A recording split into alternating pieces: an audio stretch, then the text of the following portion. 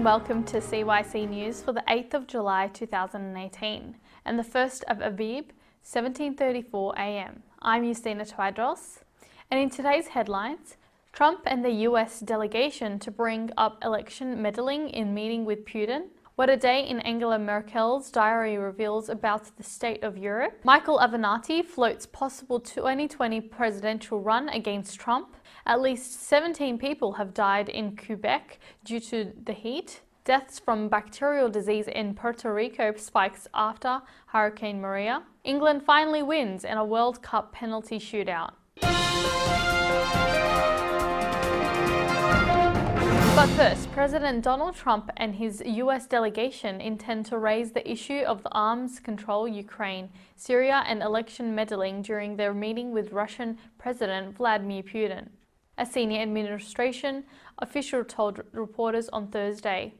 The officials stressed that while US officials have repeatedly raised election meddling in meetings with their Russian counterparts, the fact of the matter is we have not had the kinds of conversations, direct conversations across the table, conversations about things like election meddling and malign activities that really do need to take place. On the issue of arms control, the official said the US intends to raise Russian violations of the INF Arms Treaty during the meeting and discussing the fate of arms-controlled agreements between the two countries. The meeting is expected to take place later this month. To Germany now, where last week was one to forget the German Chancellor Angela Merkel.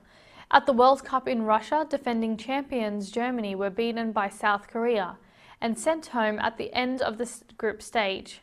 While the government seemed on the verge of collapse as a deadline loomed for her to reach a deal on migration with her EU colleagues.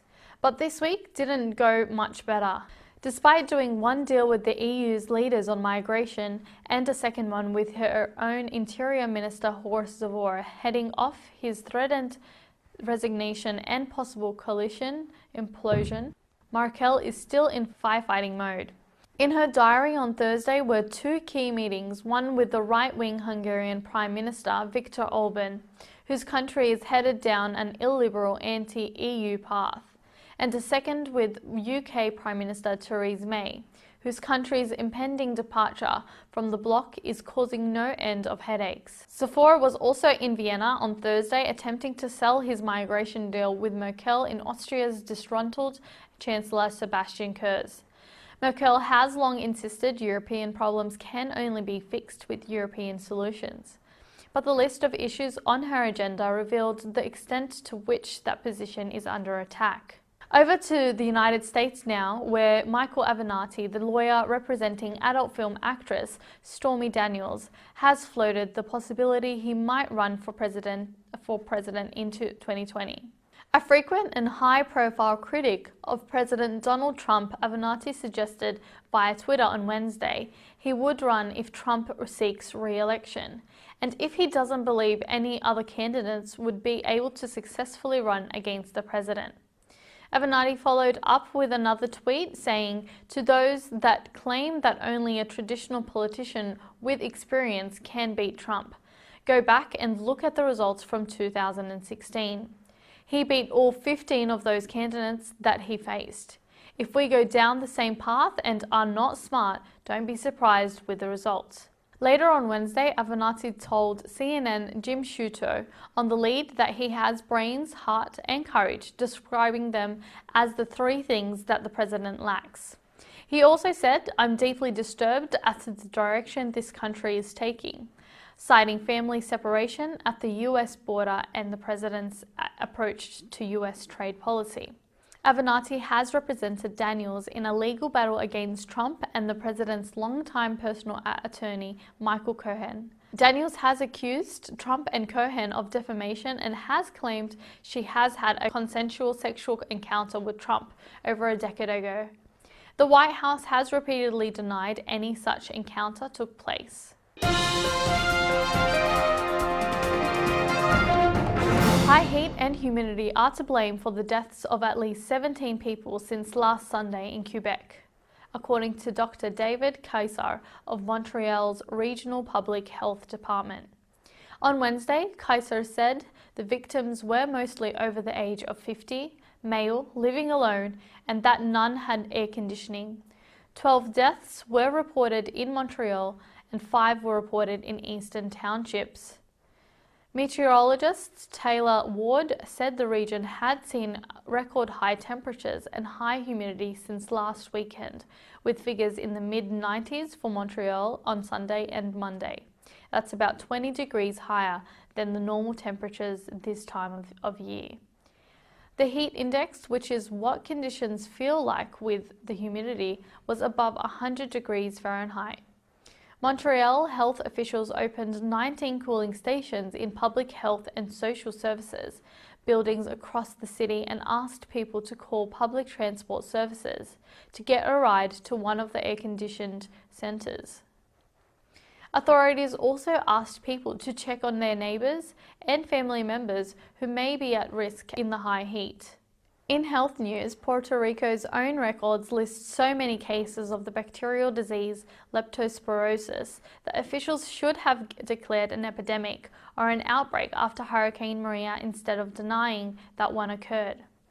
According to 7 medical experts who have reviewed previously unrealized. A Puerto Rico mortality database, which Centro de Periodismo Investigativo sued the island's demographic registry to obtain lists 26 deaths in 6 months after Hurricane Maria that were labelled as caused by leptospirosis, a bacterial illness known to spread through water and soil, especially in the aftermath of storms.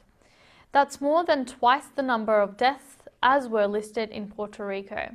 Leptospirosis is very rarely fatal and can be treated with common antibiotics. It is carried mostly in the urine of rats and other animals and can be ingested in drinking water or absorbed through cuts in the skin.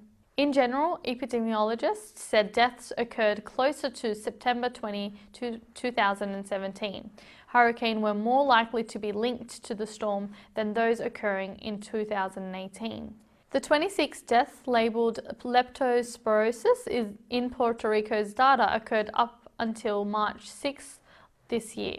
Puerto Rican officials say they are counting leptospirosis deaths as hurricane-related if the illness were confirmed by CDC tests, and if the deaths occurred between September 20th, the day of the storm, and October 20th.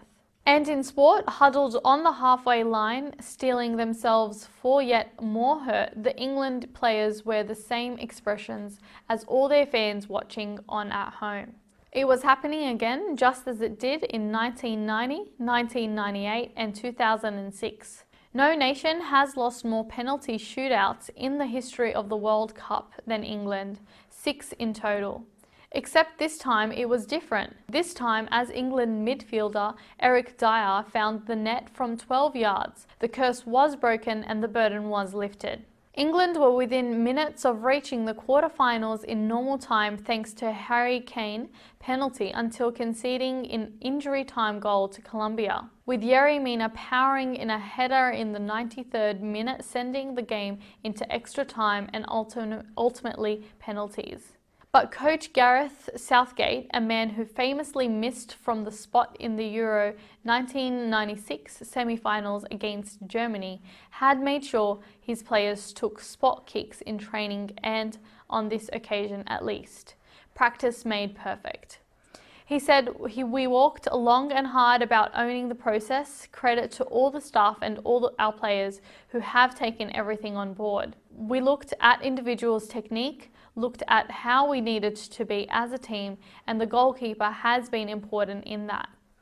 England's quarter-final against Sweden will be their first at a World Cup since their penalty shootout loss to Portugal at Germany 2006.